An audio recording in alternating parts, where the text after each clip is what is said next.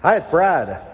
Well, it seems like every time that I post a video online, people ask me about my video setup as well as my audio setup and what I'm using. So I thought that I would make this video and share my latest setup with everybody. So pop over here. We have got the Insta360 One RS. Now this is a fantastic little camera. I have the twin edition, and what that means in here, we've got a 360-degree lens. As you can see, cameras on both sides that make that great 360 shot, as well as it comes with a 4K lens. So the great thing with this is it's actually totally modular. You can actually pop it out of this little frame and you can just change your lens out, also change your battery. Highly recommend getting a spare battery or two, as well as perhaps a battery charger. It also comes with things like a invisible selfie stick, which right now I will show some shots of me kind of walking around the hangar so you can see what that looks like. And now we'll get into the cockpit and look at it there. Okay, so now I'm in the cockpit and I will show you the good stuff, how we have all this mounted here.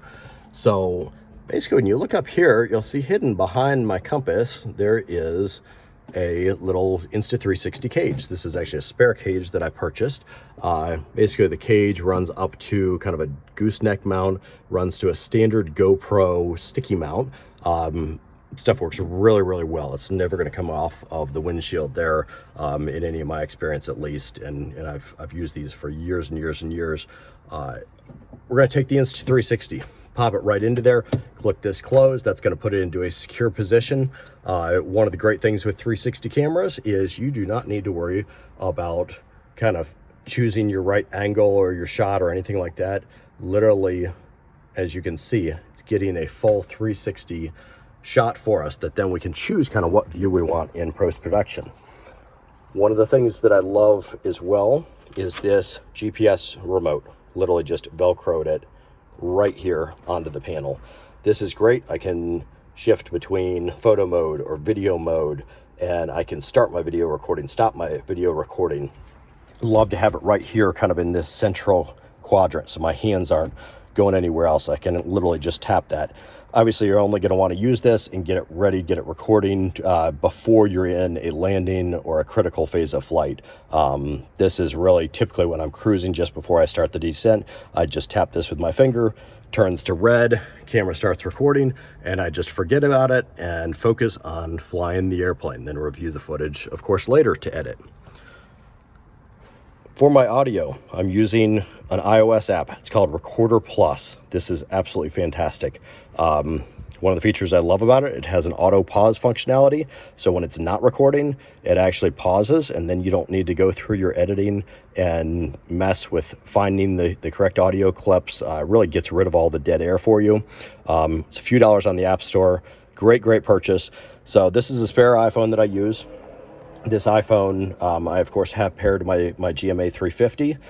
One caveat, if you want it to record actually ATC audio as well as your internal intercom and that sort of thing, you need to put the panel into Bluetooth recording mode, which you do that by hitting basically the large knob here as well as the pilot button, and it will say to you Bluetooth recording mode enabled.